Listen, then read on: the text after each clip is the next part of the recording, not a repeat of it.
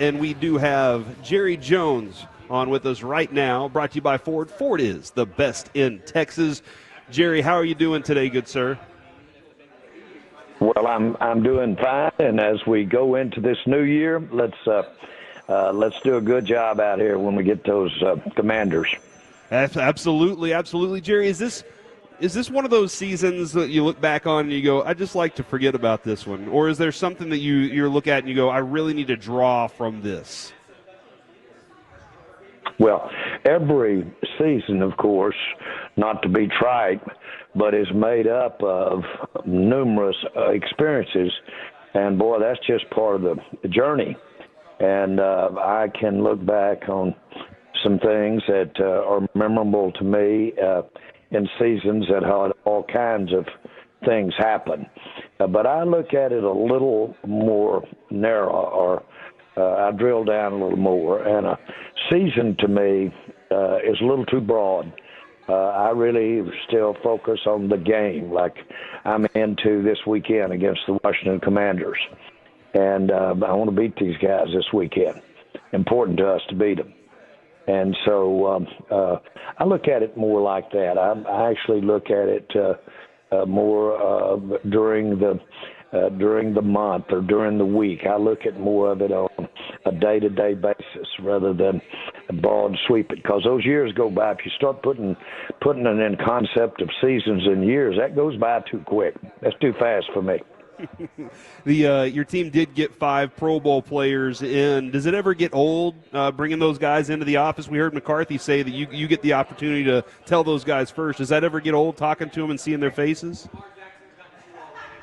Not at all. I'll tell you this. When I see a name out beside Pro Bowl, a little bit the same way, their plays flash up in my mind.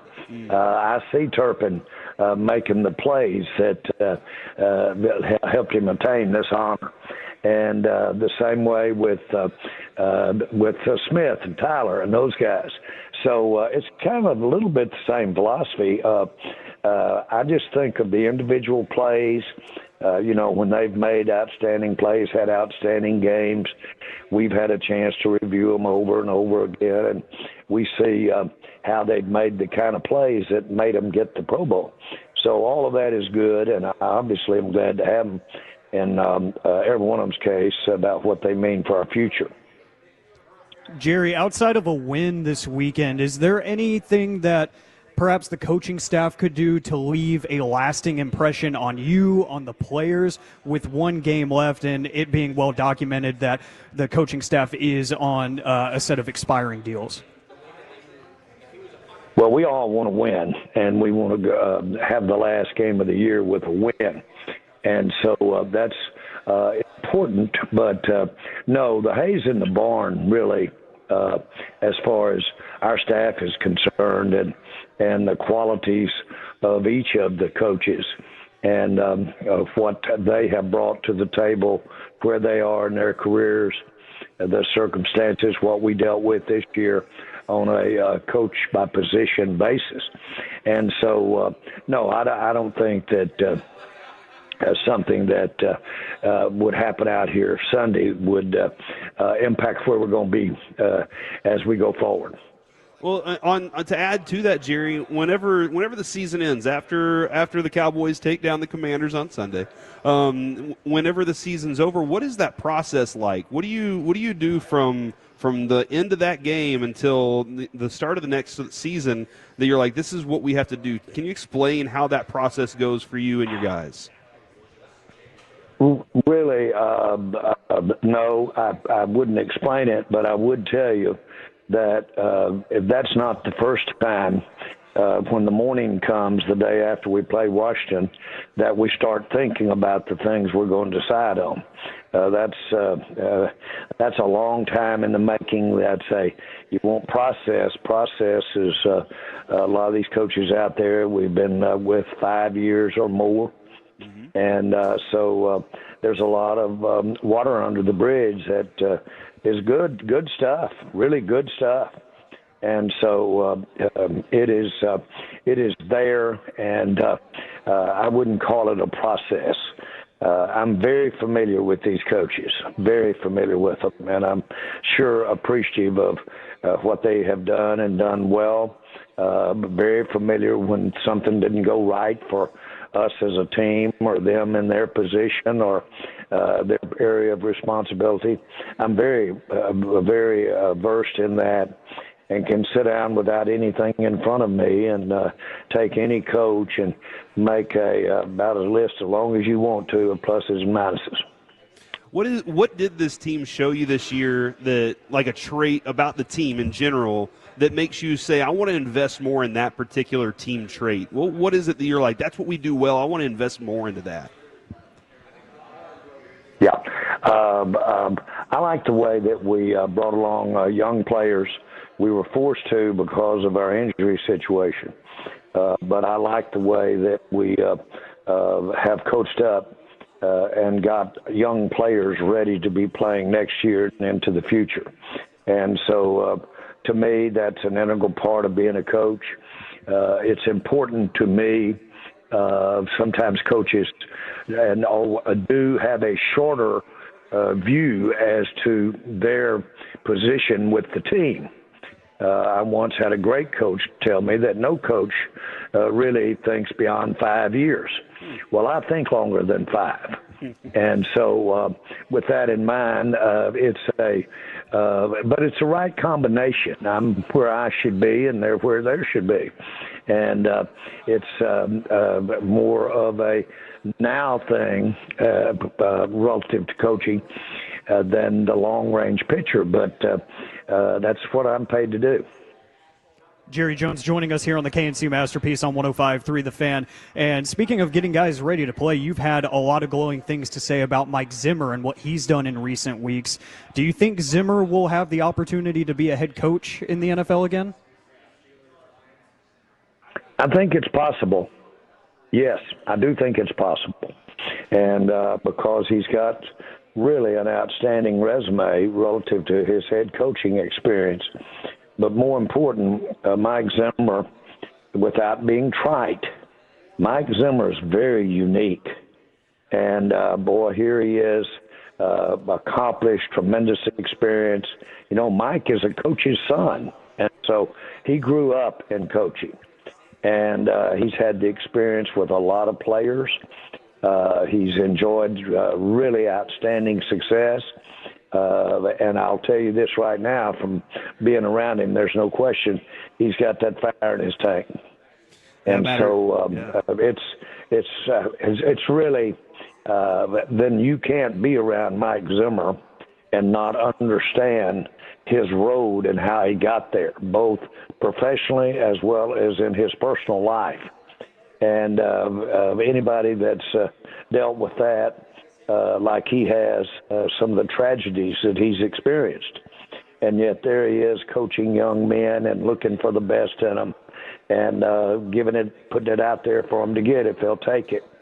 And all of those things, it's great to know. It's great to have been a part of Mike Zimmer.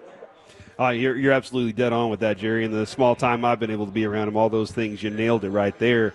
There are reports that John Gruden is looking to throw his hat back in the ring, the head coaching ring. What are your thoughts on John Gruden?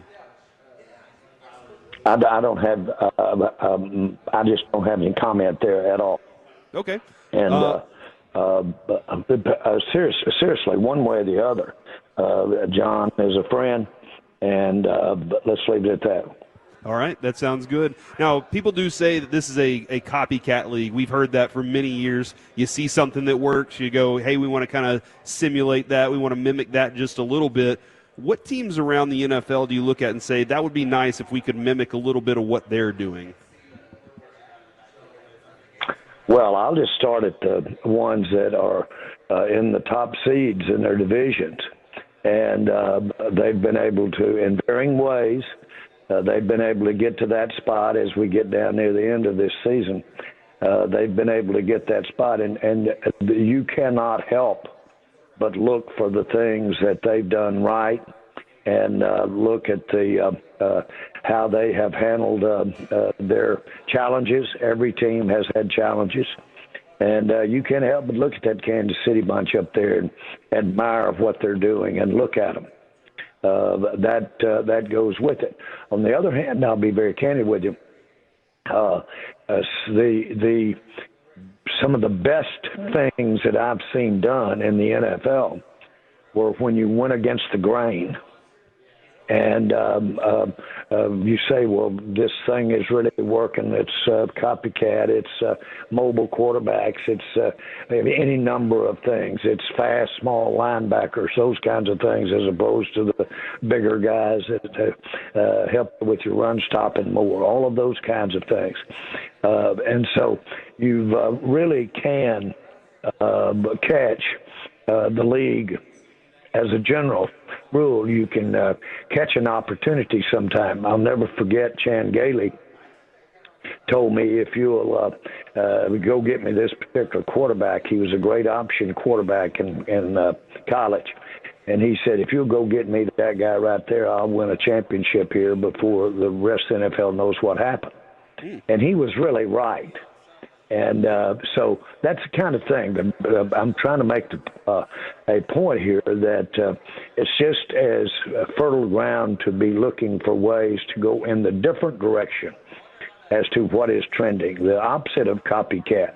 Go in that way because there are more players available. There's more opportunity when you're going against what is in vogue.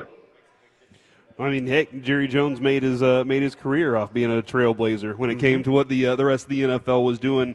When is the plan for Cooper Rush to start on Sunday? You know, we're for obviously, if you will, competitive reasons. We're basically not saying until game day.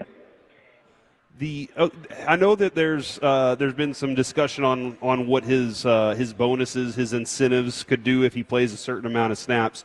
Does that ever play into decisions for guys being on the field? Who makes that decision? Does an agent pick up the phone and say, "Hey, by the way, my guy needs to hit this," and you're like, "All right, we got this"? How does that work?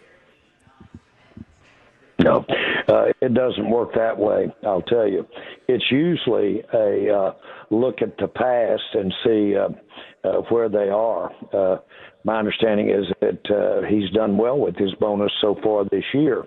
Now, he just by the nature of things, his bonus was structured that if something went awry with Dak, then he would have a better opportunity to create a bonus situation. Those are all team. That's for the team.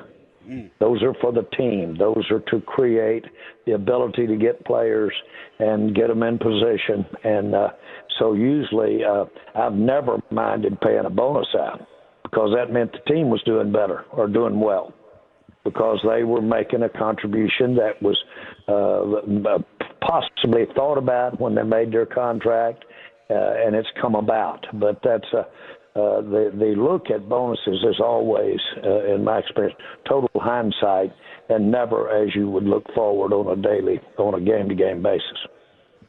Jerry, as you're going through the process of deciding what's next for your coaching staff, is it a little bit frustrating to see Dan Quinn and Kellen Moore having their success within the same division? Well, it is not frustrating. It's not frustrating. It's just, you're maybe proud but jealous. And know them both, know them that they're outstanding coaches. Kellen, I'll never forget when Mike McCarthy came in, one of the things that he said excited him the most was having Kellen Moore here. So we understand that both those coaches are top coaches, and it's just there's a little bit of both. You think of them when you mention their names. I see them personally, but I'm sure proud of their overall success for that team. And that team's had a great year. But, well, I'll tell you this, Washington I'm talking about because we got to play them this weekend. That's why it'd be so important to get them beat out here Sunday. Yeah, and when you talk about Washington, Jerry, like they did turn things around pretty quickly this year with Dan Quinn, and then obviously getting the quarterback. Does it make you feel like we're just a couple of moves away? Were they just a quarterback away, or was there something else that Dan Quinn brought to that team? Well, I would give Dan Quinn every ounce of credibility you can for what they're doing, and he deserves all of it. And the obvious is the obvious. They're an inspired group. Now they've got a great ownership group. They are really driven. They've got their aspirations are to be at the top of the mountain, so to speak. And so that's a great situation up there. And plus, that team represents the nation's capital, the capital of the United States, and the Washington team of our country. So I think it's one of the potentially outstanding franchises in sports. And these guys will be able to get the most out of it. And Jerry, Washington did get very lucky with Dan Quinn kind of sitting there waiting for him last offseason. And there was a lot of coaching carousel movement ahead of them. A lot of teams had already made their decisions. How much of your decision regarding Mike McCarthy's future involves who is available as a replacement?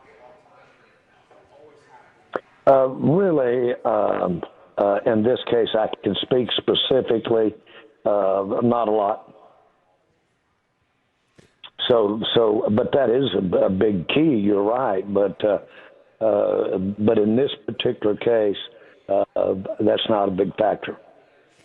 And I know, Jerry, you said you look at bigger years than maybe the 5 years for most of those coaches, the way they see things, and it is different for you. But in this 5-year span that Mike McCarthy's been here, what's been the biggest change you've seen from maybe what the organization looked like before to what it is now, and over that time while he's done this job? Well, we've had 3 outstanding seasons, 12-win seasons. And those are good, to say, be tried about it. They are good. And you get those, you hang around the rim like that, and you will generally have a real chance to step on up there and get the big one. It's unfortunate that we didn't last year. It's unfortunate we didn't this year. So it doesn't take me it doesn't have any effort on my part to look and see the positives of what we've had as a team under Mike McCarthy. And we did have a Tolo that's out here with us. That's one of our Turn It On, Leave It On listeners. He's out here today at Buffalo Wild Wings. We're hanging out, having a good time. And he's a big UT fan, and he asked us to ask you, will Bevo be allowed out on the stadium for the Cotton Bowl game? I can't answer that. And, I really don't know.